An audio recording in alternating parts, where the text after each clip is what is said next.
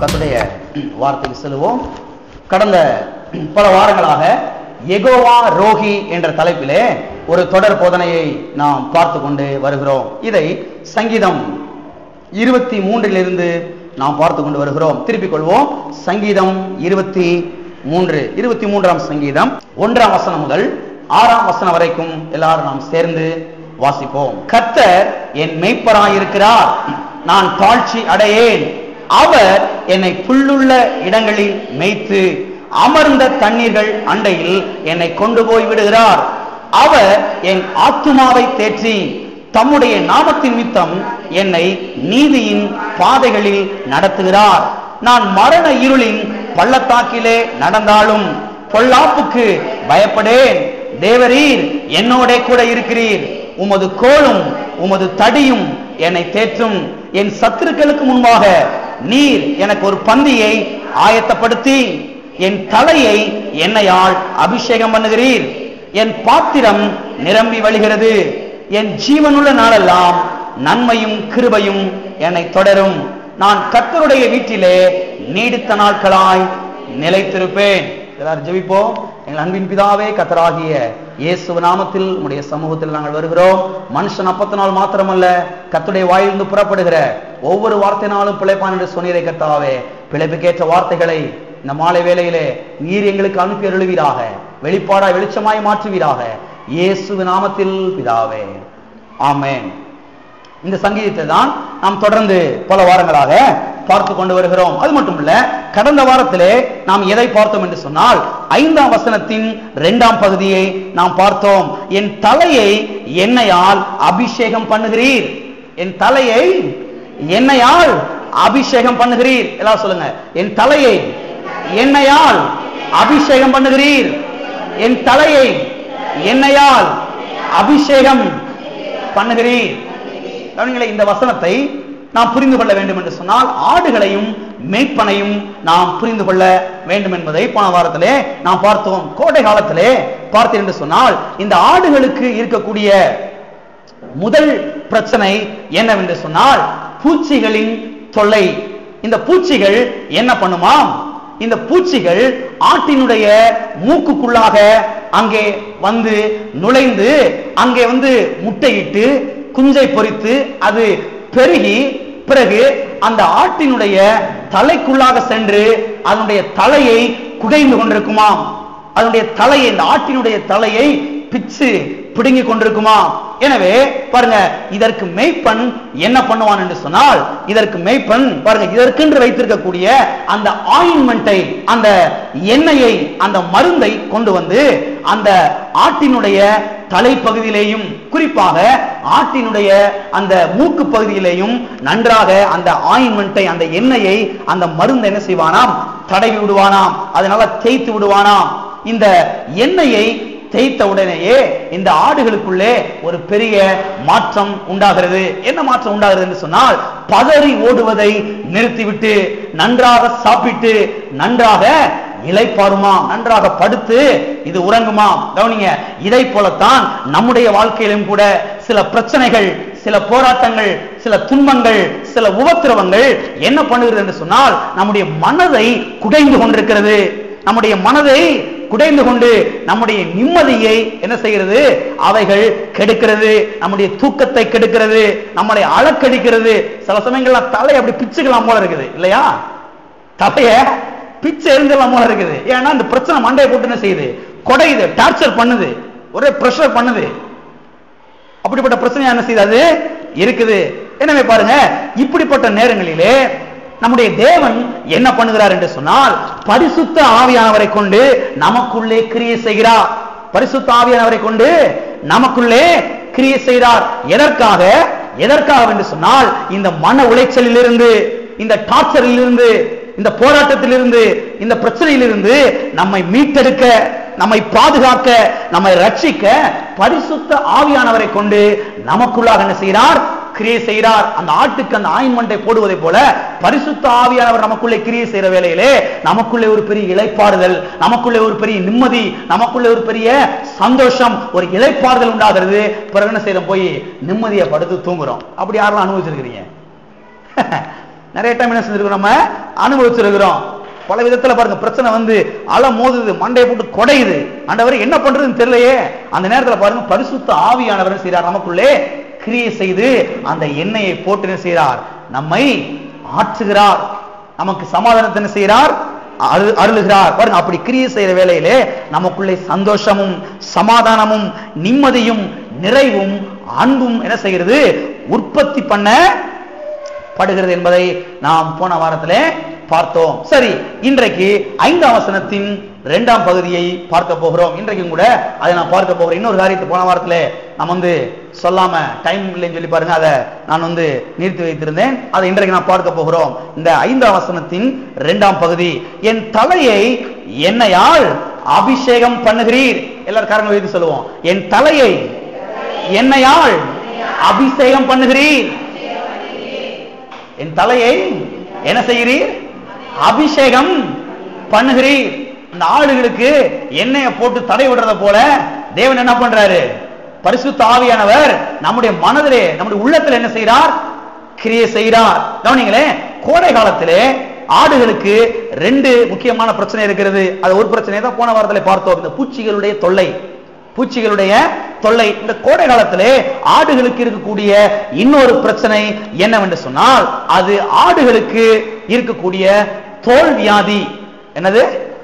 தோல் வியாதி. ஆடுகளுக்கு பாருங்க, தோலிலே வியாதி ஏற்படுமா? என்ன வியாதி என்று சொன்னால், அந்த வியாதிக்கு பேர் தான் ஸ்கேப் என்று சொல்லுகிறார்கள். ஸ்கேப் என்கிற ஒரு தோல் வியாதி அந்த ஆடுகளுக்கு ஏற்படுமாம். இது எப்படி ஏற்படுகிறதாம்? கவனிங்களே, இந்த ஸ்கேப் என்ற தோல் வியாதி ஒரு ஆட்டுக்கு இருந்து, நல்லா கவனிங்களே, ஒரு ஆட்டுக்கு இருந்தாலே ஆட்டோமேட்டிக்கா பக்கத்துல இருக்க ஆட்டுக்கு என்ன செஞ்சிடும், வந்துடும். இந்த ஸ்கேப் என்கிற வியாதி பாருங்க, ஒரு ஆட்டுக்கு இருந்து அது பாருங்க இன்ஃபெக்ஷன் ஆகி இன்னொரு ஆட்டுக்கும் பாருங்க அது பரவுமாம். கவனிங்களே, இந்த ஆடுகள் என்ன பண்ணுமாம், ஒரு ஆடு தன்னுடைய தலையை இன்னொரு ஆட்டினுடைய தலையில வச்சு அப்படி ரொம்ப தேய்க்குமாம். பாருங்க, பார்த்திருப்பீங்க நீங்க இவ்வளவு அனுபவத்துல. 2 வச்சு அப்படியே உரசி விளையாண்டுகிட்டு இருக்கும். உரசி ஆடு 2 அப்படியே போட்டு தடவிட்டு இருக்கு மாதிரி, இதோட மண்டை அது மேல இருக்கும், அதோட மண்டை இது மேல இருக்கும். அவனுக்கு இப்படி ஒரு ஆடு தன்னுடைய தலையை இன்னொரு ஆட்டினுடைய தலையின் மேல வைத்து தோய்க்கும் போது, உரசும் போது பாருங்க, அங்க என்ன செய்யறது, இந்த தலை இன்னொரு தலையை பாருங்க தோய்க்கிற வேளையிலே அங்க பாருங்க அந்த ஆட்டுக்கு இருக்கக்கூடிய இந்த ஸ்கேப் என்கிற தோல் வியாதி மற்ற ஆடுக்கு என்ன செய்கிறது, வந்து விடுகிறது. அதற்கு என்ன செய்கிறது, பரவி விடுகிறது. கடைசியில பார்த்தா மொத்த ஆட்டுக்கு இந்த ஸ்கேப் வியாதி. 100 ஆடு இருந்துச்சுன்னா 500 ஆடு இருந்துச்சுன்னா 500 ஆட்டுக்கும் என்ன இருந்துருச்சு, இப்ப இந்த ஸ்கேப் என்கிற தோல் வியாதி வந்து விடுகிறது. குறிப்பாக ஆட்டின் தலைப்பகுதியிலே தான் இந்த ஸ்கேப் என்கிற வியாதி இருக்குமா? கவனிங்களே, பழைய ஏற்பாட்டிலே பார்த்தீர்கள் என்று சொன்னால், தேவனுக்கென்று பலியிடக்கூடிய ஆடுகள் பழுதற்றதாய் இருக்க வேண்டும் என்று பழைய ஏற்பாட்டிலே சொல்லப்பட்டிருக்கிறது. வாசிப்போம், யாத்திராகமம் 12ஆம் அதிகாரம். யாத்திராகமம், தேவனுக்கென்று பலியிடக்கூடிய ஆடுகள் அது பழுதற்றதாய் இருக்க வேண்டும், மாசற்றதாய் இருக்க வேண்டும் என்று சத்தியவேதம் சொல்லுகிறது. யாத்திராகமம் 12ஆம் அதிகாரம் 5ஆம் வசனம், அந்த ஆட்டுக்குட்டி பழுது அற்றதும், அந்த ஆட்டுக்குட்டி என்னதுங்க, பழுதற்றதும் மாசற்றதும். பாருங்க, தேவனுக்கென்று ஒரு ஆடை பலியிடும் பொழுது அதுல என்ன இருக்கக்கூடாது, பழுது இருக்கக்கூடாது, அதுல வந்து மாசு இருக்கக்கூடாது. கவனிங்களே, இது முக்கியமாக எதை குறிக்கிறது, மாசற்றதாயும் பழுதற்றதாயும் என்று சொல்லப்பட்டிருக்கு அல்லவா? இது முக்கியமாக எதை குறிக்கிறது என்று சொன்னால், நல்லா கவனிங்க, கை கால்கள் ஊனமாய் இருக்கக்கூடாது. உண்மைதான், கை கால்ல நல்லா இருக்கணும். அப்படிப்பட்ட ஆடுதான செய்யும் கர்த்தருக்கு பலியிட வேண்டும், அது உண்மைதான். ஆனால் பாருங்க, குறிப்பாக இந்த ஸ்கேப் என்கிற இந்த தோல்வியாதி என்ன செய்யக்கூடாதாம், இந்த ஆடுகளுக்கு இருக்கக்கூடாதாம். இதைத்தான் பாருங்க இங்க சொல்லப்பட்டிருக்கிறது, அது மாசற்றதாயும் பழுதற்றதாயும் என்ன செய்ய வேண்டுமா, இருக்க வேண்டுமா. பாருங்க, சில ஆடுகளுக்கு கை கால் எல்லாமே நல்லா இருக்கும், நல்லா கொழுத்து வேற இருக்கும். ஆனா பாருங்க, இந்த ஸ்கேப் என்கிற தோல்வியாதி என்ன செய்யும், இந்த ஆட்டுக்கு இருக்கும். எனவே பாருங்க, இப்படிப்பட்ட ஆட்டை பலியிடக்கூடாது. இப்படிப்பட்ட ஆட்டை என்ன செய்யக்கூடாது, தேவனுக்கென்று பலியிடக்கூடாது. ஏனென்றால் அது தீட்டாக எண்ணப்பட்டது. அப்படிப்பட்ட ஆட்டை தேவனுக்கு என்ன செய்யக்கூடாது, பலியிடக்கூடாது. ஏனென்றால் அந்த ஆட்டுக்குட்டி தீட்டுள்ள ஆட்டுக்குட்டியாக கருதப்பட்டது, எண்ணப்பட்டது. சரி, இந்த ஸ்கேப் என்கிற இந்த வியாதி எதற்கு அடையாளமாக இருக்கிறது? அதைத்தான் இன்றைக்கு நாம் பார்க்க போகிறோம். இந்த ஸ்கேப் என்கிற இந்த வியாதி எதற்கு அடையாளமாக இருக்கிறது? எதற்கு அடையாளமாக இருக்கிறது சொன்னால், இந்த ஸ்கேப் என்கிற இந்த தோல் வியாதி பாவத்துக்கு அடையாளமாக இருக்கிறது. பாவத்துக்கு அடையாளமாக இந்த ஸ்கேப் என்கிற வியாதி சொல்லப்பட்டிருக்கிறது. சரி, பாவம் எப்படி பரவுகிறது? பாவம் எப்படி பரவுகிறது? கவனிங்க. ஆடுகள் எப்படி தங்கள் தலையை ஒன்றுக்கொன்று கொடுப்பதினாலே, தோய்ப்பதினாலே, ஒரு தலையை வச்சு இன்னொரு தலை மேல அப்படி தேய்த்து உரசி அங்கே அவைகள் இருப்பதன் மூலமாக எப்படி இந்த ஸ்கேப் என்கிற இந்த தோல்வியாதி பரவுகிறதோ, இதை போலத்தான் பாவமும் பரவுகிறது. கவனிங்க. பாவம் எப்படி பரவுகிறது என்று சொன்னால், கவனிங்க, தகாத நண்பர்களோடு உறவும் ஐக்கியமும் வைக்கிற வேளையிலே. எத்தனை விளங்குச்சு? தகாத நண்பர்களோடு, தகாத சிநேகிதிகளோடு, தகாத ஆட்களோடு உறவும் ஐக்கியமும் வைத்துக் கொண்டு அவர்களுடைய ஆலோசனையை கேட்டு அவர்களுடைய எண்ணங்களை கேட்டு அதை செய்வதன் மூலமாக இந்த பாவம் என்ன செய்கிறது? பரவுகிறது. தேவனை அறியாதவர்களோடு ஆழமாக பழகுவதன் மூலமாக. நல்லா கவனிங்க. சிலர் பாருங்க, ரட்சிக்கப்பட்டிருப்பாங்க, ஞானஸ்நானம் பண்ணிருப்பாங்க, அபிஷேகம் பண்ணிருப்பாங்க, ஆனா அவங்களுடைய உறவும் ஐக்கியம் எங்க இருக்கும்னா ரட்சிக்கப்படாத ஆட்களோடு தான் செய்யும் இருக்கும். தேவனை அறியாத ஆட்களோடு, தீய நண்பர்களோடு, தீய தோழிகளோடு தான் செய்யும். அவருடைய உறவும் ஐக்கியம் என்ன செய்யும்? இருக்கும். எனவே பாருங்க, தேவனை அறியாதவர்களோடு ஆழமாக பழகுவதன் மூலமாக இந்த பாவம் என்ன செய்கிறது? பரவுகிறது. அவர்களுடைய எண்ணங்களையும் அவர்களுடைய யோசனைகளையும் கேட்டு நடப்பதன் மூலமாக இது என்ன செய்கிறது? பரவுகிறது. எனவே பாவம் பாருங்க, எண்ணங்களும், அதாவது பாவ எண்ணங்களும் பாவ சிந்தனைகளும் இப்படித்தான் ஒரு விசுவாசிக்குள்ளே நுழைய பார்க்கிறது. எப்படி நுழைய பார்க்கிறது? தகாத நண்பர்களோடு, தகாத தோழிகளோடு உறவும் ஐக்கியம் வைத்து அவர்களுடைய ஆலோசனையை கேட்டு அவர்களுடைய எண்ணங்கள் பிரகாரம் இவர்கள் நடக்கிற வேலைகளை தான் அவர்களிடத்தில் இருக்கக்கூடிய தவறான காரியங்கள், தவறான எண்ணங்கள், தவறான உறவுகள், தவறான பழக்க வழக்கங்கள் அது என்ன செய்யுது? இங்க வந்து ஒட்டிக் கொள்கிறது. ஆகவே பாவத்துக்கு காரணம் என்ன? நல்ல கவனிங்க. பாவத்துக்கு எது காரணம் என்று சொன்னால், பாவத்துக்கு எண்ணங்கள் தான் காரணம். விளங்கணும்? ஆமென் சொல்லுங்க. பாவத்துக்கு எதுங்க காரணம்? பாவத்துக்கு எண்ணங்கள் தான் காரணம். கவனிங்க. எண்ணங்கள் மூலமாகத்தான் பாவம் பரவுகிறது. எண்ணங்கள் மூலமாகத்தான் பாவம் என்ன செய்கிறது? நுழைகிறது. எனவே விசுவாசிகளுடைய பாவம் எதிலே இருக்கிறது என்று சொன்னால், விசுவாசிகளின் பாவம் கலர் சட்டைய உடுத்துறதுல கிடையாது. விளங்கணும்? ஆமென் சொல்லுங்க. அமைதியா இருக்கிறீங்க. விசுவாசிகளுடைய பாவம் கலர் சட்டைய உடுத்துறதுல கிடையவே கிடையாது. விசுவாசியுடைய பாவம் முடியை நிறைய வச்சிருக்கிறதுல கிடையவே கிடையாது. விசுவாசியுடைய பாவம் மீச வைக்கிறதுல கிடையாது. மீச வைக்கிறதுல கிடையாது. விசுவாசியுடைய பாவம் சென்ட் அடிக்கிறதுல கிடையாது. விசுவாசியுடைய பாவம் நல்ல பவுடரு அதெல்லாம் போடுறது கிடையவே கிடையாது. விசுவாசியுடைய பாவம் செருப்பு ஷூவும் போடுறது கிடையவே கிடையாது. விசுவாசியுடைய பாவம் பெல்ட் போடுறதுல கிடையவே கிடையாது. விசுவாசியுடைய பாவம் நல்ல திருப்தியா சாப்பிடுறதுல கிடையவே கிடையாது.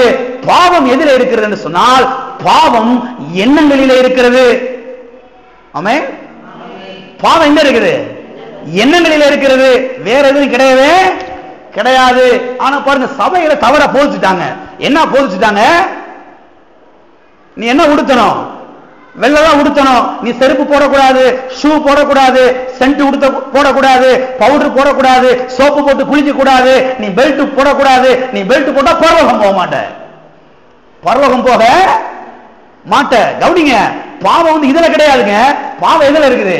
பாவம் நம்முடைய மனதுல, நம்முடைய சிந்தனையில, நம்முடைய எண்ணங்கள் என்ன செய்யுது? இருக்குது. அங்க பிடிச்சிட்டா பிறகு எல்லாத்தையும் பிடிச்சிடலாம். ஆனா பாருங்க, கிறிஸ்துவ சமுதாயம் அதை வந்து கவனிக்கிறது கிடையவே கிடையாது. இவங்கெல்லாம் கவனிக்கிறது பூரா வெளியில தான். உள்ள கிடையவே கிடையாது, உள்ள கவனிக்கிறதே கிடையாது, உள்ள பாருங்க சரி பண்றது கிடையவே கிடையாது, எல்லாத்தையும் வெளியில மாத்துறது பாருங்க. இவங்க வெளியில மாத்தினா ஆள் அதே ஆளு தானே. சொல்லுங்க, அமெரிக்கா போனாலும் ஆள் அதே ஆளு தானே. நான் அமெரிக்கா போயிட்டேங்க, ஆள் அதே ஆளு தானே. நீ அமெரிக்கா போனாப்புல எண்ணங்கள் மாறிடுச்சா? ஆள் அதே ஆளு தானே. பாருங்க, பாவம் எங்க இருக்குது? எண்ணங்களிலே இருக்கிறது. அது மட்டும் கவனிங்க, எண்ணத்திலே பாவத்தை வைத்துக் கொண்டு வெளியே எவ்வளவுதான் மாற்றத்தை உண்டாக்கினாலும் ஒன்றுமே ஆக போறது கிடையவே கிடையாது. ஆமென். உள்ளத்துல பாருங்க பாவம் இருக்குது, எண்ணத்துல பாவம் இருக்குது. இதை மாத்தாம நீங்க வெளியில எவ்வளவு மாத்தினா ஒன்னாக போறது கிடையவே கிடையாது. எனவே பாருங்க, அடிக்கடி சொல்லுவேன் பிரசங்கத்துல, கிறிஸ்தவ ஜீவியத்திலே, கிறிஸ்தவ வாழ்க்கையிலே எண்ணங்கள் என்பது மிக மிக மிக முக்கியமான ஒன்றாக இருக்கிறது. கவனிங்க, ஒரு மனுஷனுடைய எண்ணங்கள் மாற்றப்படாத வரைக்கும் அந்த மனுஷன் பழைய மனுஷனாக தான் என்ன செய்யறான்? இருக்கிறான். எண்ணங்கள் மாறுகிற வேளையிலே தான் அவன் புது ஆளாக என்ன செய்யறான்? மாறுகிறான். பாருங்க, சத்தியவேதம் சொல்லுகிறது, உங்களுடைய மனம் புதிதாகிறதுனாலே மறுரூபமாகுங்கள். உங்கள் மனம் புதிதாகிறதுனாலே, இந்த மனது புதிதாக புதிதாக தான் நம்முடைய வாழ்க்கையை புதுசாகிட்டே போகுது.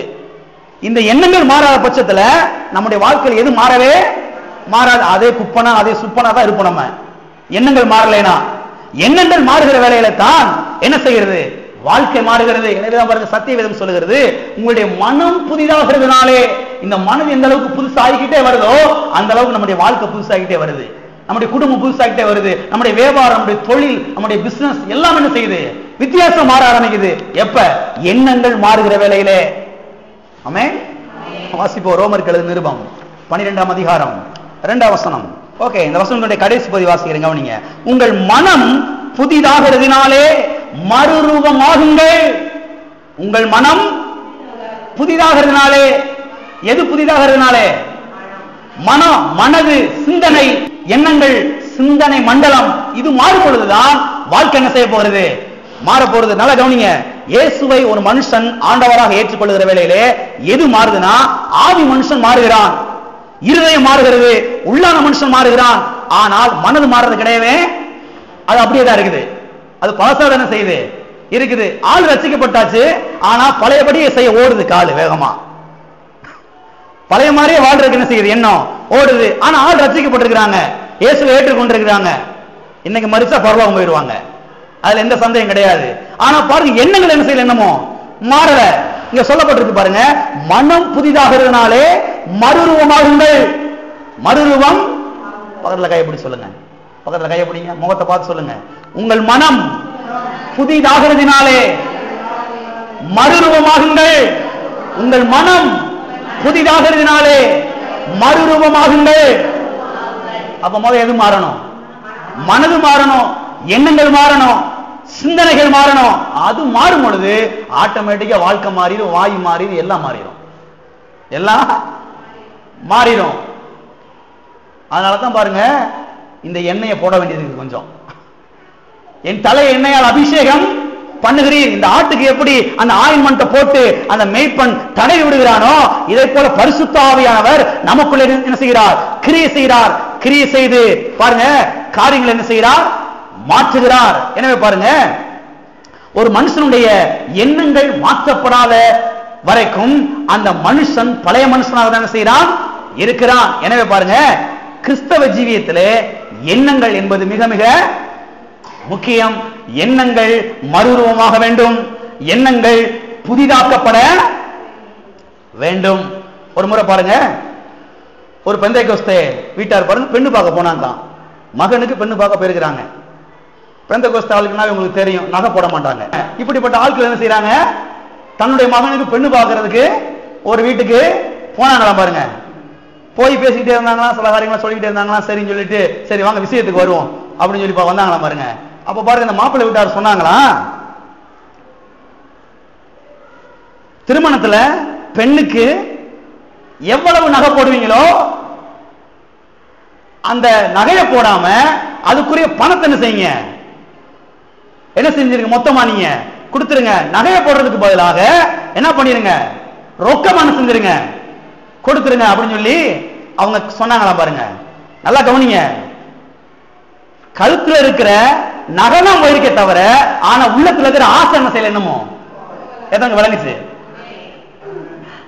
இவங்க என்ன சொல்றாங்க, 10 பவுன் நகை போடுறீங்களா, நாங்கள பந்தேகோஸ்தாவுக்கு நகை போட மாட்டோம், எனவே என்ன செய்யுங்க அந்த 10 பவுனுக்குரிய பணத்தை என்ன செஞ்சிருங்க ரொக்கமா. நல்லா கவனிங்க, கழுத்துல இருக்கிற நகை தான் போயிருக்க தவிர உள்ளத்திலே மனதிலே இருக்கிற ஆசை என்ன செய்யல என்னமோ போல ஆசை ஒட்டிக்கிட்டு தான் என்ன செய்யுது இருக்குது. நல்லா கவனிங்க, சட்டையும் வேஷ்டியும் சேலையும் தான் மாறி இருக்க தவிர மனதில் இருக்கிற எண்ணம் என்ன செய்யல என்னமோ மாறவில்லை. கையில பைபிள் இருக்குது ஆனா உள்ளத்துல எண்ணங்கள் மாறல. விளங்குச்சு?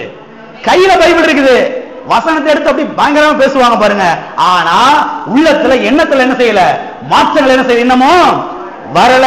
எனவே பாருங்க, இந்த ஸ்கேப் வியாதி, இந்த ஸ்கேப் என்ற இந்த தோல் வியாதி எப்படி பரவுகிறதோ இதை போலத்தான் பாருங்க இந்த பாவமும் என்ன செய்கிறது பரவுகிறது. பாவம் எப்படி பரவுகிறது? எண்ணங்கள் மூலமாக. எண்ணங்கள் மூலமாக பரவுகிறது, எண்ணங்கள் மூலமாக அது நுழைகிறது. எனவே பாருங்க, இந்த ஸ்கேப் என்கிற இந்த வியாதி அந்த ஆட்டை எப்படி நோயாளியாக ஆக்குகிறதோ இதை போலவே பாவம் என்கிற இந்த நோய் பாருங்க எண்ணங்கள் மூலமாக நுழைந்து சிந்தனைக்குள்ளே போய் ஆவிக்குரிய ஜீவியத்தை பாதித்து பாருங்க விசுவாசிகளை நோயாளியாக என்ன செய்கிறது மாற்றுகிறது. எத்தனை வழங்குச்சு? அப்ப பாருங்க மக்கள் பாருங்க அவங்க என்ன சொல்லிடுறாங்கன்னா, நான் ஆண்டவருக்காக 10 பவுனாக தூக்கி போட்டேன். அது யாரு தாங்க தூக்கி போட மாட்டாங்க, அது ரொம்ப ஈஸி. சிலருக்கு பெருமை, ரொம்ப பெருமை. நான் வந்து நகையெல்லாம் தூக்கி என்ன செஞ்சுட்டேன் போட்டுட்டேன். அது தூக்கி போடுறதுக்கு என்னங்க என்ன வேணும்னு நினைக்கிறீங்க? சின்ன பிள்ளைகள் தூக்கி போட சொல்ல கூட தூக்கி போட்டுறோம், வேணாப்பா தூக்கி போட்டுறோம் போட்டுறோம், அவ்வளவுதான். நல்லா கவனிங்க, இது தூக்கி போடுறது தூக்கி போடாத ஒன்றும் கிடையவே கிடையாது. எண்ணங்கள் எப்படி இருக்குது அதான் ரொம்ப ரொம்ப முக்கியம். எண்ணங்கள் எப்படி இருக்கிறது, எண்ணங்கள் மூலமாக தானே செய்யறது பாவம் பரவுகிறது. இந்த எண்ணங்கள் என்ன செய்யப்பட வேண்டியதாக இருக்குது மாற்றப்பட வேண்டியதாக இருக்கிறது. ஒரு முறை பாருங்க, ஆண்டவராகிய இயேசு கிறிஸ்து சொன்னாரு, ஒருவன் ஒரு பெண்ணை இச்சையோடு பார்க்கிறவன் அவளோட கூட விபச்சாரம் செய்தாயிற்று என்று இயேசு கிறிஸ்து சொன்னார் இல்லையா? வாசிப்போம். மத்தேயு எழுதின சுவிசேஷம் 5ஆம் அதிகாரம், மத்தேயு 5ஆம் அதிகாரம் 28ஆம் வசனம். நான் உங்களுக்கு சொல்லுகிறேன், ஒரு ஸ்திரீயை இச்சையோடு பார்க்கிறவன் எவனும் தன் இருதயத்தில் அவளோட விபச்சாரம் செய்தாயிற்று. பாருங்க, இயேசு கிறிஸ்து சொல்றாரு, ஒருவன் ஒரு பெண்ணை எப்படி இச்சையோடு பார்க்கிற வேளையிலே அவன் எப்படிப்பட்டவன் ஆகிவிடுகிறான், அவளோடு கூட தன் இருதயத்திலே விபச்சாரம் செய்து ஆயிற்று என்று இங்கே சொல்லுகிறார். எனவே பாருங்க, இந்த இச்சை இந்த பாவம் எங்க இருக்கிறது என்று சொன்னால் எண்ணத்திலே இருக்கிறது. எங்க இருக்குது? விளங்கிருச்சா? எங்க இருக்குது? எண்ணத்துல இருக்குது. சட்டையிலும் வேஷ்டியிலும் கிடையவே கிடையாது. எண்ணத்துல என்ன செய்யுது இருக்கிறது. எண்ணத்தை என்ன செய்ய வேண்டும்? மாற்ற வேண்டும். எதை மாற்றணுங்க? எண்ணத்தை மாற்றணும். எண்ணத்தை மாத்தினாதான் வாழ்க்கை என்ன செய்ய போகுது மாற போகிறது. ஒரு முறை பாருங்க, ஒரு வாலிபர் கூட்டம் நடந்துகிட்டு இருந்ததான், பெரிய ஒரு வாலிபர் கூட்டம். இந்த பக்கத்துல பசங்களுக்கு தனியா போதனைகள் ஆலோசனைகள் கொடுத்துட்டு இருந்தாங்களா, பையங்களுக்கு தனியா. இந்த பக்கத்துல பெண் பிள்ளைகளுக்கு கல்யாணமாகாத திருமணமாகாத பெண் பிள்ளைகளுக்கு தனியாக இந்த வாலிபர் கூட்டம் நடந்து கொண்டிருந்ததான். இந்த பசங்களுக்கு தனியாக ஒரு இடத்துல வச்சு இந்த சத்தியங்கள் எல்லாம் சொல்லி கொடுத்துட்டு இருந்தாங்களா ஒவ்வொரு பிரசங்கராக வந்து. அப்பொழுது பாருங்க, ஒரு பிரசங்கர் பாருங்க இந்த வாலிப பசங்களுக்கு பைபிளுக்கு சில காரியங்களை சொல்ல வேண்டும் என்று பாருங்க அவர் வந்து பிரசங்கிக்க வந்தாராம். அப்பொழுது பாருங்க இந்த வசனத்தை எடுத்து அவர் வந்து பாருங்க விளக்குறதுக்கு முயற்சி பண்ணாராம். இந்த ஒரு ஸ்திரியை இச்சையோடு பார்க்கிற எவனும் தன் இருதயத்தில் அவளோடு கூட விபச்சாரம் செய்தாயிற்று. இந்த வசனத்தை எடுத்து அவர் வந்து விளக்குன்னு விளக்குனாராம். எப்படியாவது விளங்க வைக்கணும் அந்த பையன்களுக்கு, இந்த பசங்க கெட்டு போயிடக்கூடாது, எங்கிட்டாவது போயிடக்கூடாதுன்னு சொல்லி பாருங்க எப்படியாவது விளங்க வைக்கின்றக்காண்டி அவர் பாருங்க அங்க சுத்தி இங்க சுத்தி இங்க சுத்தி கடைசியில் ஒரு இடத்துக்கு வந்தாராம். வந்தப்ப கடைசியில அவர் சொன்னாராம், ஒரு பெண் போகும்போது அந்த பெண்ணை ஒரு முறை பார்த்தா தப்பு கிடையாது, பாவம் கிடையாது, அது இச்சை கிடையவே கிடையாது. ஆனால் கண்ணை எடுத்து விட்டு மறுபடியும் பார்த்தாதான் அது பாவம், அது இச்சைன்னு சொன்னாராம் பாருங்க. எத்தனை விளங்குச்சு? ஒரு பெண் போகும்போது ஒரு முறை பார்த்தா அது இச்சை கிடையாது. இங்கிட்ட வேற சைடு பார்த்து லேசா மறுபடியும் டேர்ன் பண்ணி பார்த்தா அதுதான் என்னது இச்சைன்னு சொல்லி அந்த பிரசங்கியார் சொன்னாராம். இந்த கூட்டத்துல கடைசியா பாருங்க 2 பசங்க உட்கார்ந்து இருந்தாங்களாம். அப்ப அங்க ஒரு பையன் இன்னொரு பையன்ட்ட சொன்னாராம், அப்ப பிரச்சனையே கிடையாது, ஒரு முறை பார்த்துட்டு மறுபடியும் திரும்பி பார்த்துட்டு பார்க்கறதானே இச்சை, அப்பதானே பாவம், அப்ப பிரச்சனையே கிடையாது, பார்த்த கண்ணை எடுக்கவே எடுக்காத. ஒரு பெண்ணு போச்சுன்னா கண்ணை எடுக்கவே எடுக்காத, ஒரு முறை பார்த்துட்டு இங்கிட்ட வேற சைடு பார்த்துட்டு மறுபடியும் பார்த்தாதானே இச்சை பாவம்.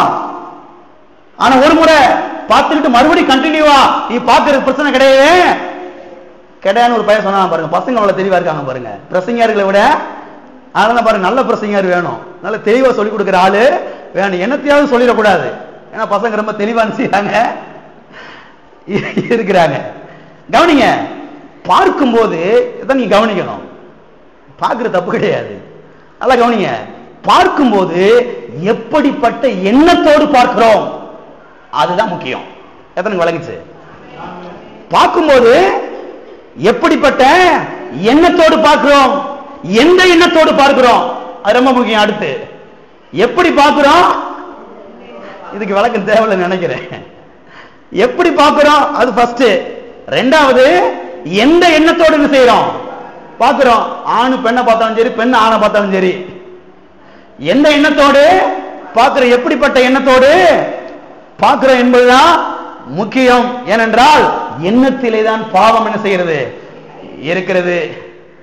எனவே பாருங்க, பாவம் எப்படி நுழைகிறது என்று சொன்னால், உலகத்தாரோடு ஒட்டி உரசி அவர்களோடு நெருங்கி பழகுகிறோமே, அப்பத்தான் அவர்களுடைய எண்ணங்கள் நமக்குள்ளாக நுழைகிறது. விளங்கணும், ஆமீன் சொல்லுங்க. எப்ப அந்த பாவம் நமக்குள் நுழையுது, ரசிக்கப்பட்டிருக்காங்க, ஞானஸ்நானம் பெற்றிருக்காங்க, அபிஷேகம் பெற்றிருக்காங்க, இப்படிப்பட்ட ஆட்களுக்குள்ளே பாவங்கள் எப்படி நுழைகிறது என்று சொன்னால், நல்லா கவனிங்க, உலகத்தாரோடு தேவனை அறியாதவர்களோடு ரட்சிக்கப்படாதவர்களோடு கூட பாருங்க ஒட்டி உறவாடி அவர்களோடு நெருங்கி பழகி அப்படிப்பட்ட வாழ்க்கை வாழ்கிறார்களே, அப்பொழுதுதான் அவர்களுடைய எண்ணங்கள் இவர்களுக்குள்ள என்ன செய்யறது நுழைகிறது. பாருங்க, இந்த ஸ்கேப் என்கிற வியாதி இந்த ஆடுக்கு இருக்குது.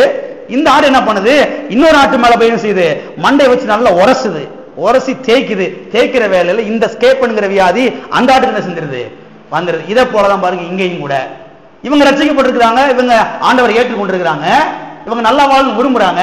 ஆனா இவங்களுடைய உறவும் ஐக்கியமும் எங்க இருக்குது, உலகத்தாரோடு கூட ரட்சிக்கப்படாத ஆட்களோடு கூட இருக்குது. எனவே அவங்களோடு நெருங்கி பழகி ஒட்டி உரசி கொண்டிருக்கிற வேலையில் என்ன ஆகுது, அவர்களுடைய எண்ணங்கள் இவங்களுடைய எண்ணங்கள் என்பதான் செஞ்சிருது வந்துடுது, இவருடைய சிந்தனைக்குள்ள நுழைகிறது. கவனிங்க, அவர்களோடு பேசுவது தவறு கிடையாது. எத்தனைக்கு வழங்குச்சு? அவர்களோடு பேசுவது தவறு கிடையாது. பக்கத்து வீட்டில் குடியிருப்பது தப்பு கிடையவே கிடையாது. ஆனால் அவர்களோடு நெருங்கி பழகி ஒட்டி உறவாடி அவர்களோடு மணிக்கணக்கிலே உட்கார்ந்து பேசி ஐக்கியம் கொள்வதுதான் தவறு. எத்தனை விளங்கிருச்சு? இப்படி இருக்கிறதுனாலதான் அநேக கிறிஸ்தவங்க பாருங்க வாழ்க்கையில ஜெயிக்கிறதே கிடையாது. அனைவருடைய வாழ்க்கையில ஏன் வெற்றி கிடையாது? ஏன் ரட்சிக்கப்பட்ட 20 வருஷத்துக்கு முன்னாடி அவங்க ரட்சிக்கப்பட்டிருப்பாங்க, இருந்த மாதிரி இருப்பாங்க பாருங்க, அந்த பேச்சு மாறி இருக்காது, அந்த குணங்கள் மாறி இருக்காது, எண்ணங்கள் மாறி இருக்காது, அந்த பழைய மாதிரி வாழ்ந்துகிட்டு இருப்பாங்க. ரட்சிக்கப்படுவதற்கு முன்பதாக அவங்க எப்படி வாழ்ந்தாங்களோ அந்த மாதிரியே வாழ்ந்துகிட்டு இருப்பாங்க. உலகத்தார் மாதிரியே பேசிக்கிட்டு இருப்பாங்க. வாயில வர்றவரை என்னதான் வரும், அந்த பழைய மாதிரி என்ன செய்யும், அதுதான் வரும். பழைய மாதிரி தான் எல்லாம் வரும், வாயில திறந்த என்ன செய்யும் அதான் வரும். ஏன் அப்படி வருதுன்னா, ஆள் ரட்சிக்கப்பட்டிருக்கிறாங்க, ஆனால் அவர்களுடைய உறவும் ஐக்கியமும் எங்க இருக்குது, அவருடைய உறவும் ஐக்கியமும் எங்க இருக்குதுன்னா உலகத்தாரோடு கூட இருக்கிறது. அவரோடு ஒட்டி உறவாடி பேசி மணிக்கணக்கில் நேரத்தை செலவிடுகிற வேளையிலே அவருடைய எண்ணங்கள், அவருடைய சிந்தனைகள், அவருடைய பேச்சுக்கள், அவருடைய பார்வைகள் இங்க செய்து உள்ள இறங்கி விடுகிறது. எத்தனை விளங்குச்சு? அப்படிப்பட்ட வேலையிலே தான் அவருடைய எண்ணங்கள் என்ன செய்கிறது, நமக்குள்ளாக நுழைகிறது. எனவே பாருங்க, ஆடுகளுக்கு தலையில பிரச்சனை, நமக்கு மனதுல பிரச்சனை. ஆடுகளுக்கு தலையில பிரச்சனை, நமக்கு எங்க பிரச்சனை, மனதில் பிரச்சனை, எண்ணங்கள்ல பிரச்சனை. இதைத்தானே செய்யணும், சரி பண்ண வேண்டும். இந்த ஆடுகளுக்கு எப்படி இந்த மேய்ப்பன் ஆயின்மெண்ட்டை போட்டு தடவி அதை சரி பண்றானோ, அதை போல பரிசுத்த ஆவியானவர் என்ன செய்யறார், நமக்குள்ள இருந்து கிரியை செய்து இந்த எண்ணங்களில் ஒரு பெரிய மாற்றத்தை கொண்டு வருகிறார். சரி, இந்த ஸ்கேப் வியாதியினால் பாதிக்கப்பட்ட ஆடுகளை மேய்ப்பன் என்ன பண்ணுகிறான், இதை பார்த்து முடிப்போம். இது முக்கியமான ஒரு காரியம். ஒரு ஆடு இன்னொரு ஆடு மேல ஒட்டி உரசி மோதுறனால இந்த ஸ்கேப் பண்ற வியாதி எல்லாத்துக்கும் பரவிடுது. இப்ப பரவுன என்ன ஆகும், எல்லா ஆடுகளும் பாதிக்கப்பட்டு போயிடும். இப்படிப்பட்ட வேளையிலே இந்த ஸ்கேப் வியாதியினால் பாதிக்கப்பட்ட ஆடுகளை பாருங்க, மேய்ப்பன் என்ன பண்ணுவானா, கவனிங்க, தன்னிடத்திலே இருக்கிற அந்த ஆயின்மெண்ட்டை பாருங்க கொண்டு வந்து என்ன பண்ணுவானா, ஒரு பெரிய தொட்டியில ஊத்தி நல்லா கலக்கிடுவானா பாருங்க. ஃபர்ஸ்ட் போன வாரம் பார்த்தோம் இல்லையா, அந்த ஆயின்மெண்ட் என்ன பண்றான், தலைப்பகுதியில போட்டு தடவுறான். ஏன்னா தலையில தான் பிரச்சனை இல்லையா, தலையில பிரச்சனை, மூக்குக்குள்ள பிரச்சனை, அங்க தடவுனா போதும். ஆனா இப்ப என்ன பிரச்சனை, தலையில மாத்திரம் கிடையாது, இந்த ஸ்கேப் பண்ற வியாதி சரீரத்திலே வந்துருச்சு. கை கால் உடம்புல எல்லாம் இருக்குது. இப்ப அங்கங்க என்ன செய்யுது, இந்த ஸ்கேப் என்கிற வியாதி அங்க இருக்குது. எனவே பாருங்க, இந்த ஸ்கேப் வியாதினாலே பாதிக்கப்பட்ட இந்த ஆடுகளுக்கு மேய்ப்பன் என்ன பண்ணுவான் என்று சொன்னால், தன்னிடத்திலே இருக்கக்கூடிய அந்த ஆயின்மெண்ட்டை கொண்டு வந்து அதை பாருங்க ஒரு தொட்டிக்குள்ளே ஊற்றி நன்றாக என்ன செய்வானாம், கலக்குவானாம். கலக்கி விட்டு என்ன பண்ணுவானாம், இந்த ஸ்கேப் வியாதினாலே பாதிக்கப்பட்ட அந்த ஆட்டை கொண்டு போய் அந்த தொட்டிக்குள்ள போட்டு முக்குவானாம் பாருங்க. ஏன்னா முழுவதுமா பாதிக்கப்பட்டிருக்குது இல்லையா, அதை போயிட்டு திரும்ப திரும்ப என்ன செய்வானா, போட்டு முக்கி எடுப்பானாம். அப்படியே பாருங்க, அதுக்குள்ள போய் மூழ்க வச்சு அதை தூக்கி எடுப்பானாம். கவனிங்க, இதுல முக்கியமாக தோய்க்க வேண்டிய ஒரு பகுதி எதுவென்று சொன்னால் தலைப்பகுதி. எனவே இந்த தலையை மாத்திரம் 10-15 முறையா போட்டு அமுக்குவானா பாருங்க, திரும்ப திரும்ப போட்டு அமுக்குவானா. ஏன்னா அங்க ஆயின்மெண்ட் கலக்கப்பட்டிருக்கிறது. இதை கொண்டு போய் நல்லா முக்கி எடுக்க எடுக்க எடுக்க என்ன ஆகுது, அங்க இருக்கிற அந்த பூச்சிகள் எல்லாம் செத்து மடிகிறது. அந்த ஸ்கேப் என்கிற வியாதி என்ன செய்கிறது, சௌக்கியம் அடைகிறது. கவனிங்க, இதை போலத்தான் விசுவாசிகளாகிய நம்முடைய மனதையும் கொண்டு போய் முக்கி எடுக்க வேண்டும்.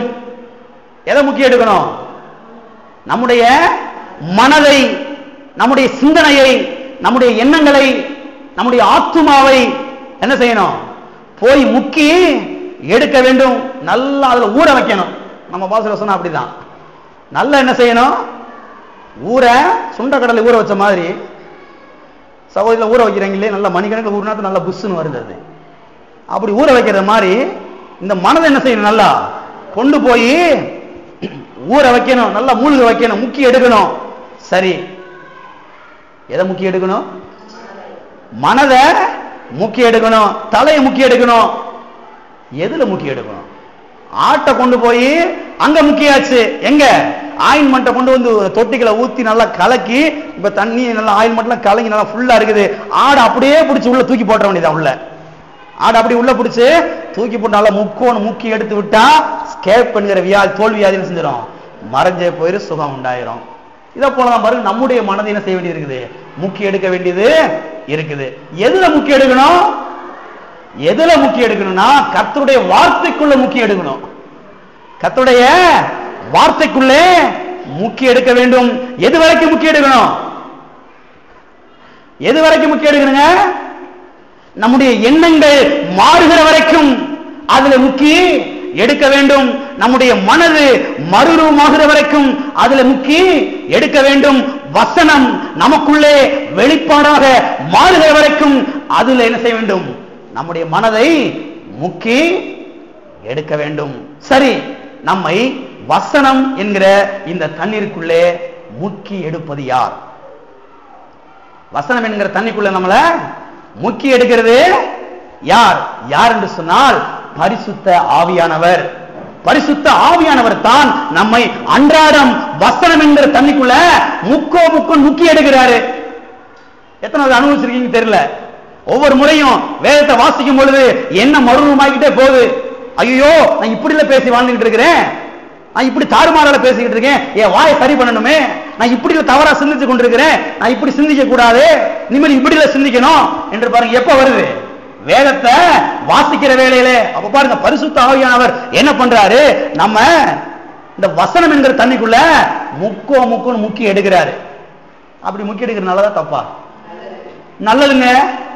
எனக்குலாம் ரொம்ப வேணும்ன்றேன், நான் இன்னும் மாறணும்னு நினைக்கிறேன், எவ்வளவு மாறி இருக்கிறேன், ஆனா இன்னும் என்ன செய்யணும், மாறணும், இன்னும் எவ்வளவு மாற வேண்டியது இருக்குது, எண்ணங்கள்லையும் பேச்சுகளிலையும் பார்வையிலையும் எல்லாத்துலயும் என்ன செய்ய வேண்டியது இருக்குது, இன்னும் எவ்வளவோ மாற வேண்டி இருக்குது. இப்ப கொஞ்சம் மாறி இருக்கிறோம், நாளைக்கு இன்னும் கொஞ்சம் மாறிடுவோம், இன்னும் 10 வருஷம் கழிச்சு இன்னும் கொஞ்சம் என்ன செஞ்சிருவோம், மாறிடுவோம். இந்த மாற்றத்தை கொண்டு வருவது யார்? வசனம் என்கிற தண்ணீர். பரிசுத்த ஆவியானவர் நம்ம என்ன செய்யறாரு, இந்த வசனம் என்கிற தண்ணிக்குள்ள போட்டு முக்கி எடுக்கிறார். நல்லா அந்த ஆட்டுடைய தலையை போட்டு 10-15 முறை நல்லா தோச்சி எடுக்கிற மாதிரி நம்முடைய தலை என்ன செய்யணும், அங்க விடணும் உள்ள. அதான் விளங்குச்சு. முக்கி எடுக்கதான் எது மாறுது, எண்ணங்கள் மாறி. இது மாறிடுச்சுன்னா வாழ்க்கையே மாறிடும். இது மாறிடுச்சுன்னா வாழ்க்கையே மாறிடும். சத்தியம் சொல்லுகிறது, ஒருவனுடைய எண்ணங்கள் எப்படியோ அவன் அப்படியே இருக்கிறான்.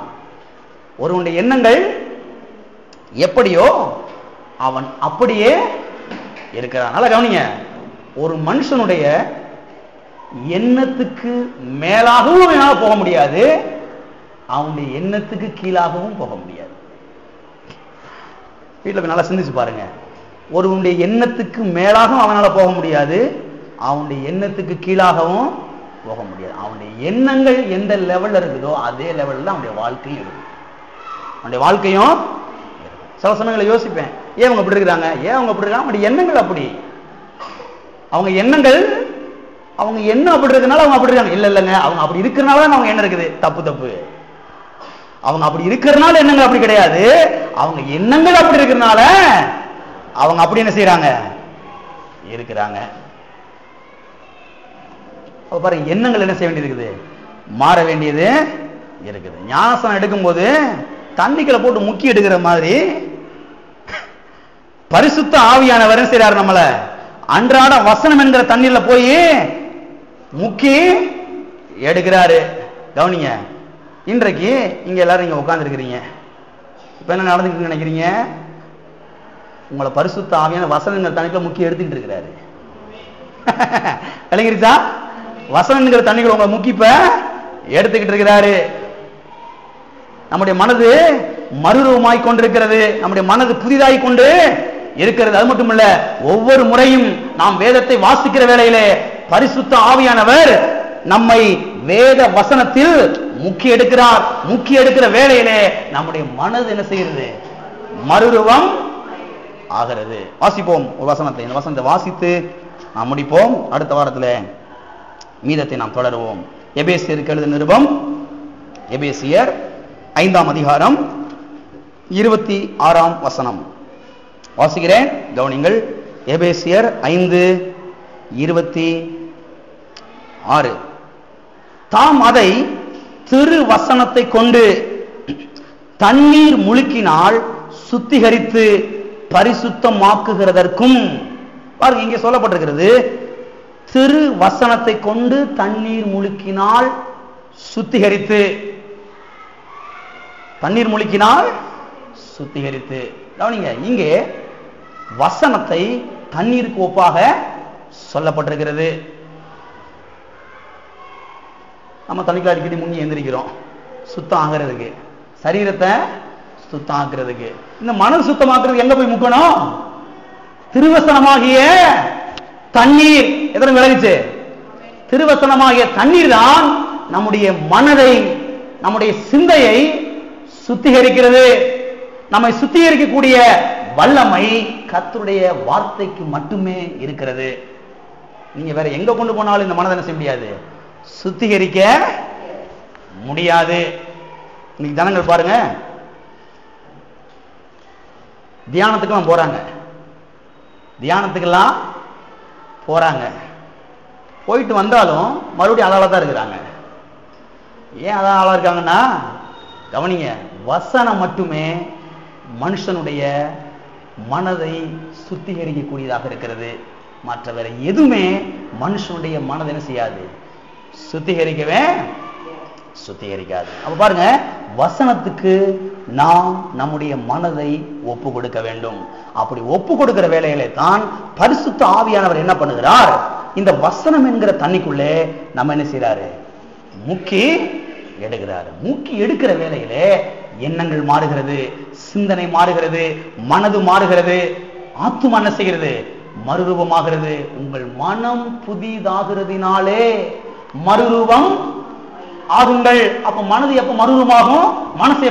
மனது எப்ப புதிய மனதா மாறும்? வசனத்துக்கு இடம் கொடுக்கும் பொழுதுதான். வசனத்துக்கு இடம் கொடுக்கும் பொழுதுதான் மனது என்ன செய்ய போகிறது? புதிதாக போகிறது. மனது புதிதாயிருச்சுன்னா பிறகு வாழ்க்கை என்ன செஞ்சிடும்? மறுரூபமாக ஆகிவிடும். இப்ப எல்லாரும் கவனிங்க.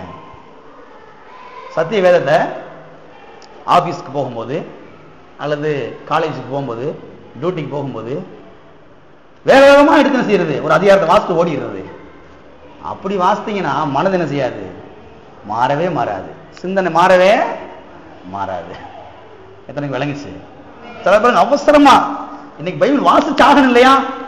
இல்ல ஆண்டவர் கோச்சுக்கு வரலையா? ஆண்டவர்லாம் கோவிக்க மாட்டாருங்க. நீங்க நல்லா இருக்குன்னு என்ன செய்யுங்க? வேதத்தை வாசிங்க. ஆண்டவர் ஒன்னும் கோச்சுக்கிறது கிடையாது. நீங்க நல்லா இருக்கிறதுக்காக என்ன செய்யுங்க? வேதத்தை வாசிங்க. சில பாருங்க வேகமா வாசிக்கிறது. மூடி வச்சிருப்பாங்க, சோசியக்காரி புத்தகம் தரப்பான் பாருங்க, பட்டுன்னு எது வருது வாசிக்கிறது ஓடிடுறது. பாருங்க ஆபீஸ்க்கு போகும்போது காலேஜுக்கு போகும்போது இன்னைக்கு பைபிள் வாசிச்சு ஆகணும் இல்லையான்னு சொல்லி பாருங்க வேகமா பட்டுன்னு திறக்கிறது. எது வருதோ என்ன செய்யறது? வாசித்து ஓடிடுறது. இப்படிதான் பாருங்க. ஒரு ஆள் வாசித்தானா பாருங்க, ஒரு முறை வாசிச்சானா பைபிள் வாசித்து ஆகணுமே என்றது பாருங்க, வேகமா பைபிள் வாசிக்கணும்னு சொல்லி பாருங்க வேகமா வாசித்தானா, திறந்தானா பாருங்க. திறந்த உடனே கண்ணுக்கு முன்னாடி ஒரு வசனம் இருந்துச்சான். என்ன வசனம்னா, யூதாஸ் காரியத்தை நாண்டு கொண்டு செத்தான். பைபிள் இருக்குது. யூதாஸ் காரியத்தை நாண்டு கொண்டு செத்தான். இவனுக்கு ஒரே சாக்கு. ஐயோ காலையில காலேஜ் ஆபீஸ் போகும்போது நல்ல வசனம் வரும் பார்த்தா யூதாஸ் காரியத்தை நாண்டு கொண்டு செத்தான்ல வந்திருக்குது. சரியில்லை சரியில்லைன்னு சொல்லிட்டு வேமா பைபிளை மூடி மறுபடியும் திறந்தானா, வேற நல்ல ஒரு வசனம் வருமான்னு சொல்லி என்ன செஞ்சானா, திறந்தானா பாருங்க. திறந்தா அங்க வந்துச்சான், நீ அந்தபடியே போய் செய். ஒரு வசனம் பைபிள் இருக்குது. நீயும் அந்தபடியே போய் செய். இவனுக்கு பெரிய அதிர்ச்சி. யூதாஸ் காரியத்தை நாண்டு கொண்டு செத்தான் வந்திருக்குது. அடுத்த வசனம், நீ அந்தபடியே போய் செய். ஐயோ சரியில்லையே அப்படின்னு சொல்லிட்டு மறுபடியும் பைபிளை மூடிட்டு வேகமா மறுபடியும் திறந்தானா, அங்க வந்துச்சான், செய்யறது சீக்கிரம் செய். செய்யறத 3 வசனம் பைபிள் தான் இருக்குதுங்க. 3 வசனமும் செய்யறத யூதாஸ் காரியத்தை நாண்டு கொண்டு செத்தான், நீ அந்தபடியே போய் செய். செய்யறத சீக்கிரம். இதுக்கு தான் பாருங்க இப்படிலாம் பண்ணக்கூடாதுன்றது. நல்லா ஆந்தாம உட்காந்து வேதத்தை என்ன செய்யணும்? வாசிக்கணும். எத்தனை வழங்கிருச்சு? அப்ப கவனிங்க, மனது மறுரூபமாக வேண்டும் என்றால், இந்த எண்ணங்கள் மாற்றப்பட வேண்டும் என்றால், ஏதோ 5 நிமிஷம் பைபிள் வாசித்தானே செய்யாது, மாறாது. அதைத்தான் நீங்கள் இன்றைக்கு கவனிக்க வேண்டும். அவசர அவசரமா ஏதோ 2 வசனத்தை வாசித்து போவோம், ஆண்டவர் கோச்சுக்கு வருவாரு. பாஸ்ட் கேப்பார் போன் பண்ணி, நீ பைபிள் வாசித்தையா?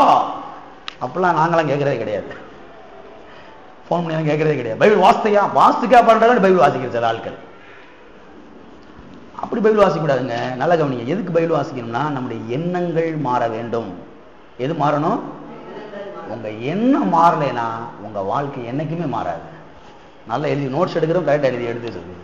உங்க எண்ணம் மாறலைன்னா நீங்க என்னைக்குமே மாற மாட்டீங்க. உங்க வாழ்க்கை என்னைக்குமே மாறாது. உங்க குடும்ப வாழ்க்கையில எந்த மாற்றம் வராது. உங்க பிசினஸ் எந்த மாற்றம் வராது. உங்க வியாபாரத்தில் எந்த மாற்றம் வராது. திருமண வாழ்க்கையில எதுலையுமே மாற்றம் வரவே வராது. முதலாவது எண்ணங்கள் மாற வேண்டும். எண்ணங்கள் மாறிடுச்சுன்னா எல்லாமே என்ன செஞ்சிடும்?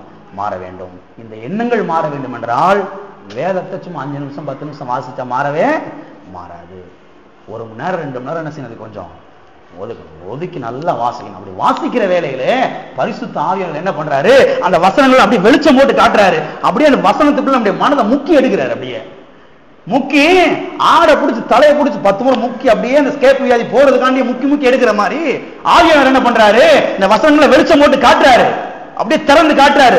பாரு, எப்படிப்பட்ட ஆசீர்வாதத்தை உனக்கு வச்சிருக்கிறேன், எப்படிப்பட்ட உயர்வு உனக்கு வச்சிருக்கிறேன், எப்படிப்பட்ட வெற்றி உனக்கு வச்சிருக்கிறேன், எப்படிப்பட்ட வாழ்வு உனக்கு வச்சிருக்கிறேன். உன்னுடைய எண்ணங்களை மாற்று.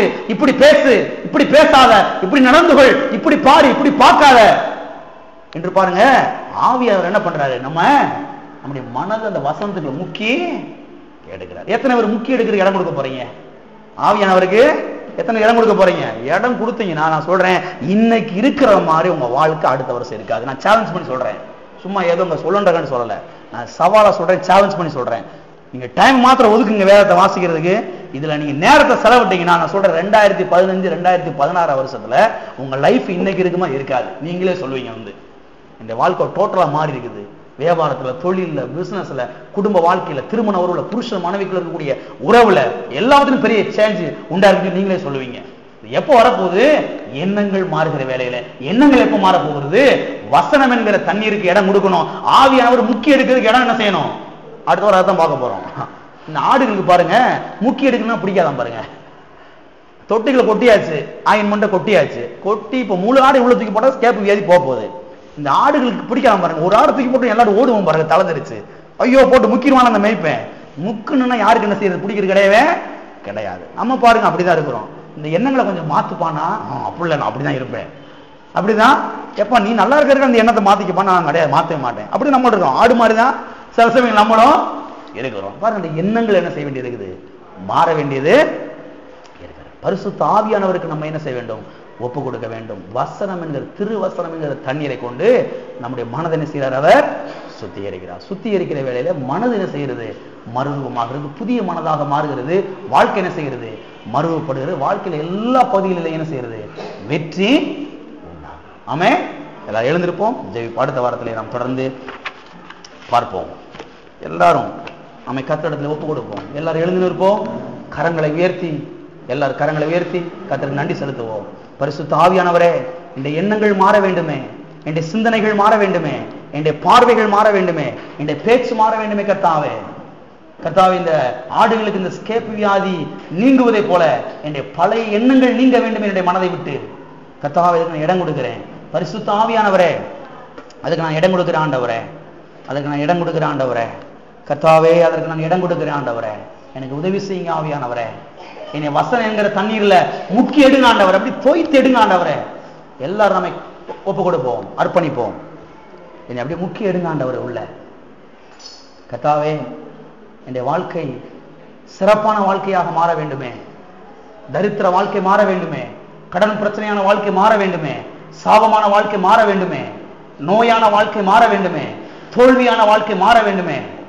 பயத்தின் வாழ்க்கை மாற வேண்டுமே. கர்த்தாவே, என்னுடைய வாழ்க்கையில் ஆசீர்வாதங்கள் உண்டாக வேண்டுமே. வெற்றி உண்டாக வேண்டுமே. சமாதானம் உண்டாக வேண்டுமே. நிம்மதி உண்டாக வேண்டுமே. என்னுடைய வாழ்க்கையில நான் ஒரு பெரிய ஜெயத்தை பார்க்க வேண்டுமே கர்த்தாவே. எனவே என்னுடைய எண்ணங்களை, என்னுடைய சிந்தனையை ஒப்பு கொடுக்கிற ஆண்டவரே, என்னுடைய வசனத்துக்கு, என்னுடைய வசனம் என்கிற தண்ணீரினாலே என்னை கழுவும், என்னை சுத்திகரியும். அதுல முக்கி எடுங்க ஆண்டவரே. என்னை தோய்த்து எடுங்க ஆண்டவரே. கர்த்தாவே, எனக்கு உதவி செய்யுங்க. வெளியில ஏதோ மாற்றத்தை உண்டாக்குறதுனால உண்ணாக போறதே கிடையாது. சட்டையை மாத்துறதுனால, ஒன்றும் செருப்பு மாத்துறதுனால எதுவும் அதெல்லாம் உண்ணாக போறதே கிடையாது. அதை நீங்க போடுங்க, போடாம போங்க, அது உங்க சொந்த விஷயம். ஆனா எண்ணங்கள் ரொம்ப ரொம்ப முக்கியம். உங்களுடைய எண்ணங்கள் மாறலைன்னா உங்க வாழ்க்கை மாறாது. உங்க எண்ணங்கள் மாறி ஆக வேண்டும். மாறும் பொழுதுதான் உங்க வாழ்க்கை மாறப்போகுது. இந்த எண்ணங்கள் எப்பொழுது மாறும்? வசனத்துக்கு ஒப்பு கொடுக்கும் பொழுது, பரிசுத்த ஆவியானவருக்கு ஒப்பு கொடுக்கும் பொழுது. பரிசுத்த ஆவியானவருடைய மனதை வசனம் என்கிற தண்ணிக்குள்ள மூக்கி எடுக்கிறாரு. அது ஆயின்மெண்ட்டை போல இருக்கிறது. வசனம் நமக்கு ஒரு நல்ல ஆயின்மெண்ட்டை போல இருக்குது, எண்ணெயை போல இருக்குது. அதனால சங்கீதக்காரன் தாவீது சொல்லுகிறான், என் தலையை எண்ணெயால் அபிஷேகம் பண்ணுகிறேன். எண்ணெய் ஊத்துங்க ஆண்டவர் என் தலை மேல. வசனம் என்கிற எண்ணெயை என் தலை மேல ஊத்துங்க. என் மனதில் ஊத்துங்க ஆண்டவரே. வசனம் என்கிற தண்ணீரை என் மனதில் ஊத்துங்க ஆண்டவரே. என்னுடைய எண்ணங்கள் மாறட்டும், என்னுடைய எண்ணங்கள் மாறட்டும், என்னுடைய சிந்தனைகள் மாறட்டும், என்னுடைய பேச்சு மாறட்டும், என்னுடைய பார்வைகள் மாறட்டும். கர்த்தாவே, கர்த்தாவே, உமக்கு ஸ்தோத்திரம். ஸ்தோத்திரம் ஆண்டவரே. ஸ்தோத்திரம் கர்த்தாவே. ஸ்தோத்திரம் கர்த்தாவே. ஸ்தோத்திரம் தேவனே. ஹல்லேலூயா, ஹல்லேலூயா, ஹல்லேலூயா, ஹல்லேலூயா. தகப்பனே, உமக்கு ஸ்தோத்திரம். ஸ்தோத்திரம் ஆண்டவரே. தகப்பனே, உமக்கு நன்றி. எல்லாரும் கர்த்தரை நாம் ஸ்தோத்திரிப்போம், கர்த்தருக்கு நன்றி செலுத்துவோம். வசனம் என்கிற அந்த எண்ணெய், அந்த தண்ணீர் என்னுடைய மனதிலே ஊற்றுவீராக ஆண்டவரே. வசனத்துக்கு நீ ஒப்பு கொடுக்கிற ஆண்டவரே. வசனத்துக்குள்ள நீ முக்கிய எடுங்க ஆண்டவரே. வசனத்துக்குள்ள நீ முக்கிய எடுங்க ஆண்டவரே. இந்த எண்ணங்கள் மாறட்டும் கர்த்தாவே. ஓ உமக்கு நன்றி ஆண்டவரே. ஹல்லேலூயா. ஓ உமக்கு நன்றி, உமக்கு நன்றி ஆண்டவரே. நன்றி ஆண்டவரே, நன்றி ஆண்டவரே, நன்றி ஆண்டவரே. எங்கள் அன்பின் பிதாவே, கர்த்தராகிய இயேசு நாமத்தில் உம்முடைய சமூகத்தில் நாங்கள் வருகிறோம். அருமையான இந்த வார்த்தைகளுக்காக ஸ்தோத்திர ஆண்டவரே. சத்தியங்களுக்காக உமக்கு ஸ்தோத்திர ஆண்டவரே. கர்த்தாவே, உங்களுடைய வார்த்தை கொண்டு எங்களோடு நீர் பேசினீரே, உமக்கு நன்றி. கர்த்தாவே, வசனம் என்கிற தண்ணீருக்குள்ளே எங்களை முக்கி எடுப்பீராக. எங்களுடைய எண்ணங்கள் மாற வேண்டுமே, எங்களுடைய பேச்சு மாற வேண்டுமே ஆண்டவரே. என்னுடைய வாழ்க்கை மாற வேண்டுமே. பரிசுத்த ஆவியானவரே, உமக்கு நாங்கள் இடம் கொடுக்கிறோம். கர்த்தாவே, எங்களுடைய எண்ணங்கள் மாற வேண்டுமே. வசம் என்கிற தண்ணீருக்குள்ள எங்களை முக்கிய எடுங்க ஆண்டவரே. அவ்விதமாய் செய்யறபடியால் நன்றி. வந்தவர்களுடைய வாழ்க்கையில சுகம், ஆரோக்கியம் உண்டாகட்டும், பாதுகாவல் உண்டாகட்டும். போக்குவரத்து எல்லாவற்றையும் ஆசீர்வதியும். தேவ தூதருடைய பாதுகாவல் உண்டாகட்டும். அவ்விதமாய் செய்யறபடியால் ஸ்தோத்திரம். இயேசு நாமத்தில் பிதாவே. என் ஆத்துமாவே கர்த்தரை ஸ்தோத்திரி. பரிசுத்த நாமத்தில் என் ஆத்துமாவே கர்த்தரை ஸ்தோத்திரி. கர்த்தர் செய்த சகல உபகாரங்களை நம்முடைய கர்த்தராகிய இயேசு கிறிஸ்துவின் கிருபையும், பிதாவாகிய தேவனுடைய அன்பும், பரிசுத்த ஆவியானவருடைய ஐக்கியமும் இப்போதும் எப்போதும் நம் அனைவரோடும் கூட சதாகாலங்களிலும் இருப்பதாக. ஆமென்.